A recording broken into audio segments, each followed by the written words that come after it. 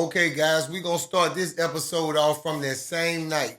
Now, I do want to warn y'all that this won't be such a lighthearted episode because ever since Beast took over the S-Divers, the violations had went down. Now, the violating of other men has went back up.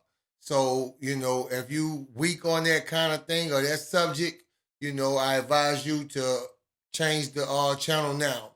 So we're going to get straight into this. Let's go. Now, once Rodney held back the D-Squad and let the Razor Blade boys did what they did to KJ, the whole squad had a problem with Rodney again. And it was this one dude in particular named Brandon that started having words with Rodney. I can't believe you let them dead our homie like that. Boy, you a coward. Back up off me, boy. And if I don't, what you gonna do?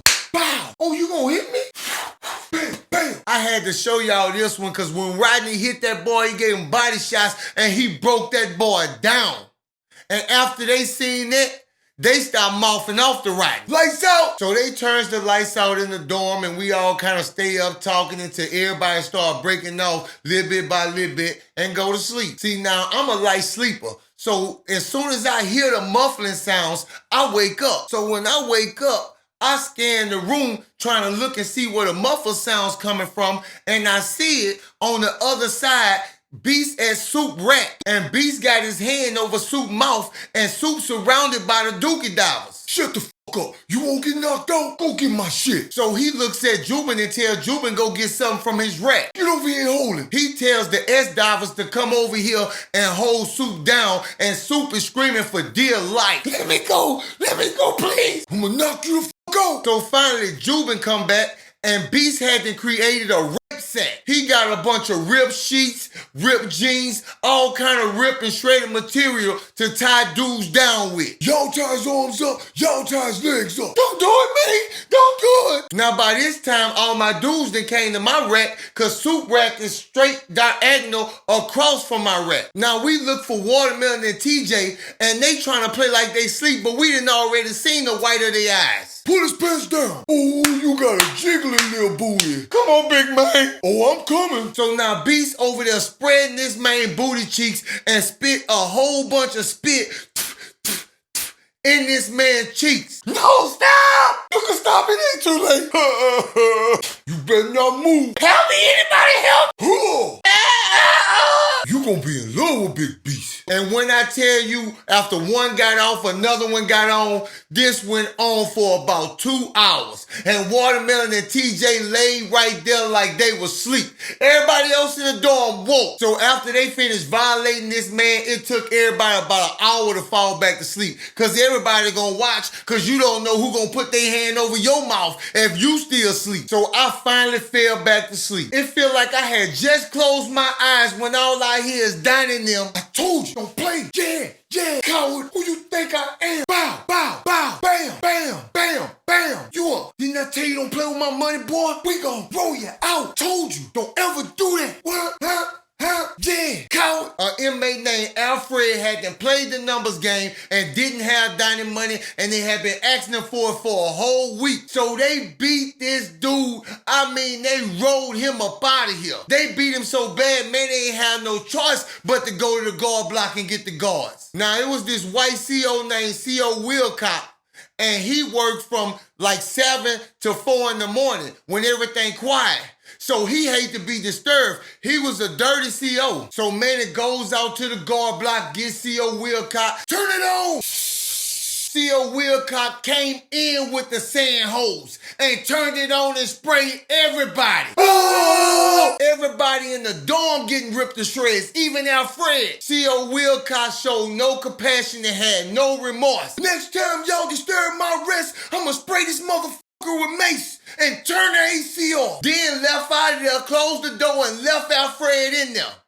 They didn't come back for Alfred till 20 minutes later. So finally they come back with the stretcher, put Alfred on it, and roll him up out of there. And you could tell Alfred was hurt bad because his blood was dark purple. And by the time they got him, he was coughing it up and choking on it. And dirty ass C.O. Wilcox turned the air off anyway. And we slept like that for the rest of the night. Sleep late, lose weight. We go to child, we go to workforce. So now they had them burnt all the fields and we got to go out there and clean it and get it ready for planting season. So when we first get out there, we head to the tool shed, get all our tools, and we head out to the field. Now I want y'all to understand, this field is measured in acres, not in feet. So this is a lot of space we talking about. So they breaks us down in 50-man groups and they points us to our destination. Now the only thing good about the day is all my dudes in the same 50-man group as me. Doc is even in our group today. So we running it with Doc and we start to find out different things that's happening in the dorm he in,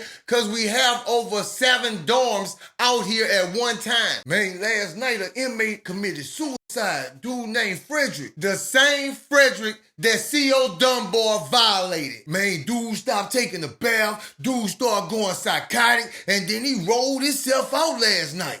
While Doc was talking to us, a dude named Kennard he was into it with in his dorm had them stole on him. Boom, boom, bow. That's crew there, boy. Bow, bow, boom. What? It's safe to say we stomped the brakes off Kennard. So after we finished stomping Kennard out, we move around and we get to asking Doc, man, what the hell going on in that dorm with you, bro? Man, it was visitation day. I went to visitation and when I get up in there, I hear somebody holler, Doc, and it was a female. So I look over there and I recognize her, so we get to running it, then he walk in. Man, what you doing talking to my girl? Man, you don't know, man, your girl used to be my high school sweetheart. So ever since that day, me and dude been getting it in. Now at this time, we just shoveling out and clearing out roads. But the dudes that's right down from us, they cutting down like wild tree stalks. So they yell to some dude that's trimming up bushes way down there, hey, yo, Willie, bring me the big cutting shears. So Willie walking down to them. Now, when he gets down to us, Willie tries to step on top of the road, but end up stepping down in the road. Oh! Falls forward and stick these long shears straight through his chest. Now, instead of the inmates going to get help, they run straight over to Willie and help pull the shears out of Willie's chest. And Willie starts gushing everywhere. And at this time, he's still coherent. Is it bad, man? Is it bad? Now, we all trying to keep Willie calm, so we telling them, no, it ain't bad, Willie. And we start calling for the guard that's on the horse. So the guard from the horse start trolloping down. I need help on the south side of the field. Inmate down. Now, it takes the medics about 25 minutes to reach us. Now, while we waiting, Willie start panicking. Oh, please don't let me go, bro. Please don't. At this point, Willie start wheezing. Then we raised Willie's head up. When I tell you I seen the light go out of Willie's eyes, I will never forget this as long as I live. By the time the paramedics got there, Willie was gone. Work day over. I need statements from everybody. Now, Willie's accident ain't even the worst part of it. They didn't even contact his family to tell them what had happened. Now, Willie only had his grandmother left, and she was visiting Willie, and they told her she couldn't visit him. He was on lockdown. Now, when we get to the interview stages of this, I'm going to interview Willie's grandmother. I check up on this lady all the time, and she's now like my grandmother. So when they takes us back to the dorm, Willie was still laying in that exact same spot. So once we enter the dorm, me and the dudes, we go wash ourselves up because it's too early to take a shower, and we head back to Drew Rack. Now today, the dorm is super loud. Everybody out there rack scattered all over the place. Crunch time! Yeah! I got you now! Oh yeah! Be super excited because he finally caught Donnie in the crunch time circle. Shit, I ain't tripping, man. Let's do it. Donnie mouth saying one thing, but his face saying another. So him and Beast get in the circle. Come on. Ooh, yeah! Bow, bow, bow! Ooh. Donnie duck Beast wild lick and hit him with 3 hard ones. Come here, you look. Bow, bow, bow. Ooh, ooh. Donnie was too quick for Beast. Beast had to run and football tackle that man. Ooh. Man, Beast, he out. Come on, man, stop.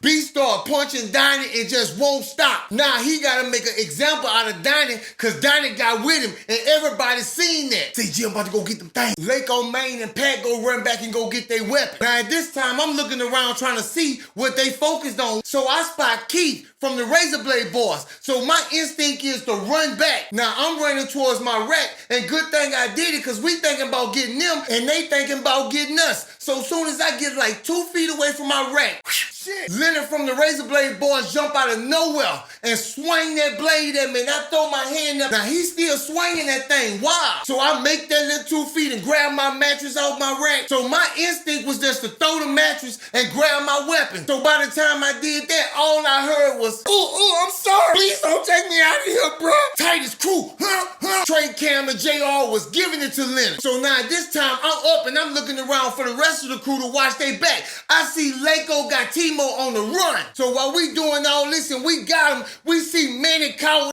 get up and go to the door. New Jack crew, let's roll. So we all start running back to Drew Rack. But we literally have to go get Lako because Lako really trying to get Timo. We all together at Drew Rack and they trying to help me wrap my arm because it's bleeding and I ain't going to no infirmary. Boom, boom.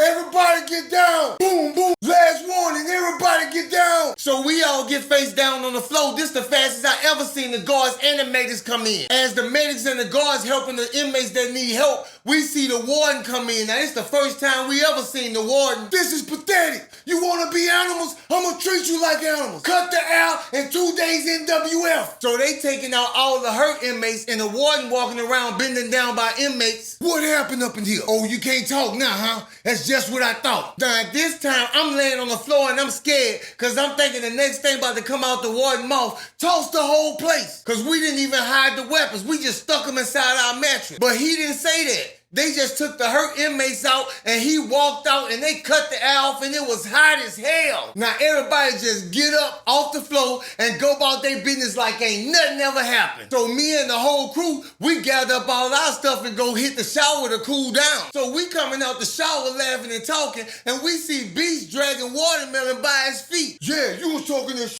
I'm about to show you. Now remember what I told you, Watermelon was a kind of big dude, and Beast dragging this dude like he ain't nothing. Hey, come here, we about to get this bitch. Now much as I dislike Watermelon, I hate to see him get violated, but he was one of them ignorant ones that did business with Beast and didn't come up with that money, but doing business with Beast, that's a setup from the get-go. Let me go. Said, nigga, let's fight. Beast let his legs go and hit him one time. If I'm lying, I'm flying. Bah! Now he done knocked this man out. And y'all already know what Beast did to him. Ran up in him, then let the whole S-Diver crew ran up in him. They made sure he knew they was running up in him. When we make it to Drew Rack, man, we see Donnie and Donnie head swole like a blimp. Now, while they running up in Watermelon, we at Drew Rack playing a couple hands of spades. Now, at this time, everybody starts stripping out their clothes because it's getting super hot. Now, that's the discipline the warden chose to turn the air off. Now, you think the heat gonna make these dudes calm down? Now, I get bored of playing cards, so I decide to walk to my rack to go get my sketchbook because I want to draw.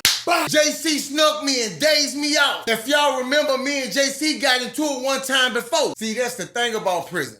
You never know what kind of feeling somebody's still harboring. So now I'm damn near on the bed, dazed out, and the crew come running down here. Nah, I got him. I'm gonna do this one-on-one. Yeah, you got me. Come on. Bow, bow. First 2 licks, I had his face. Bow. Okay. Bam. Bow. Bow. Bam.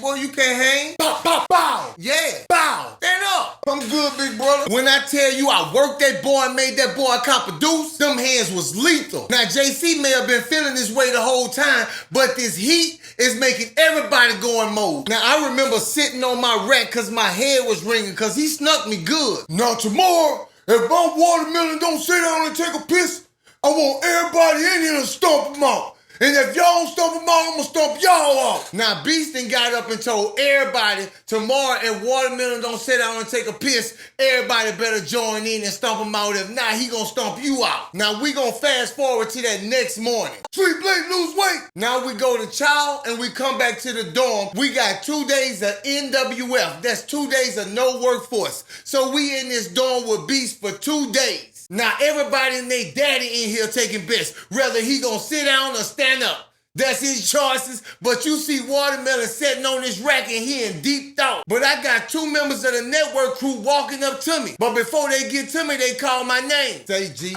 I got this letter from Donnie, man. Letter from Donnie? So when I open up the letter and start reading the letter, he just rambling. Man, I can't live like this. I can't deal with myself, man. I swear, bro, I gotta get Big Man out of here bad, bro. I know you got your issues with my cousin. We need to put that on pause and focus on Big Man. Man, I just need an answer is y'all down with me or not. Watermelon just jump up and take off. Y'all don't know who y'all playing with. You know you gotta get it. Where you think you going? You and bitch, you know you like it. Watermelon just took off and gave it to Black and Jubin. Where that big ugly motherfucker at? Where he at? Now he looking for Beast, but Beast ain't nowhere in sight. We even scanning the room looking for Beast. You got 3 seconds to drop the weapon. I don't even care no more. Watermelon was out of his mind. But do you think the guards show any concern? Boom, boom, boom. They lit Watermelon up like the 4th of July, sprayed him with mace, and still beat him with the nightstick. So the guards take Watermelon out, and the medics them come in here and take Jubin and Black out. When all that's over, all of a sudden we see Beast sitting on his rack. You can look at Beast and tell he pissed off, and it's about to be some trouble up in here. Afternoon, child. Now we at child, and we see Soup, and he fidgeted. You know he just got violated, but he been holding his piss for like 2 days. Now we get back to the dorm, and we don't see Soup, so everybody looking for Soup. Beast even on his feet looking for Soup. Oh man, we see Soup coming out the urinals. The fuck you think you doing? Yo, get over here. Beast just told the whole S-diving crew to come here. Boom, boom, boom, boom. Yeah, I'ma just slap you. Bitch, who you playing with? Man, they beat Soup silly and dragged him off to the bathroom. I ain't even gotta tell y'all what they did to him. Beast, they gon' see your Vonda, come on. So they all come rushing out the bathroom and scattering to their racks. Man, they had Soup limping back to his rack. Now see your Vonda coming in and she walking fast and she headed straight for Rodney. She get to Rodney, they talk for a few and they head to the bathroom. Now see your Vonda and Rodney stayed in the bathroom for about 10 minutes, then they both come walking out. And C.O. Vonda walked straight up to Brandon. You must ain't heard what the fuck I said, huh?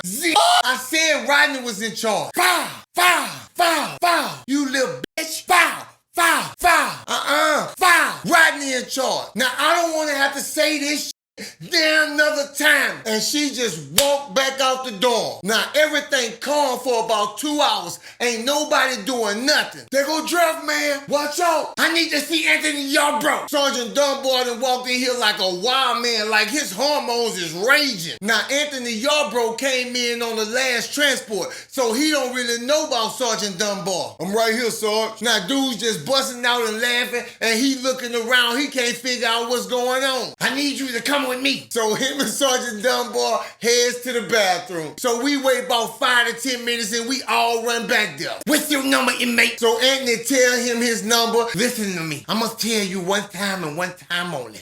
I want my suck or I'ma fuck you. Sergeant, when I tell you this my first time ever seeing something like this dude gets on his knees and gives Sergeant Dunbar a job with no resistance. Now everybody start walking off like, no, I can't believe that, man, no. Now the life he knew is over with. Every person that's down with that activity gonna try to run up in that boy. I'm talking about soon as nightfall. He don't know what he just done to himself. By being a scared dude, you let this guy made you get on your knees with no resistance and top him off. And just like that, I kid you not, soon as night fell, they ran off in that boy. So I don't want to get this twisted and distorted, even though I tell these stories in an entertaining way, sometimes in a funny way.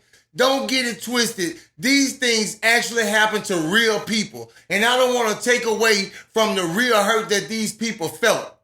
So guys, I'm telling these stories, but please understand, these are actual people.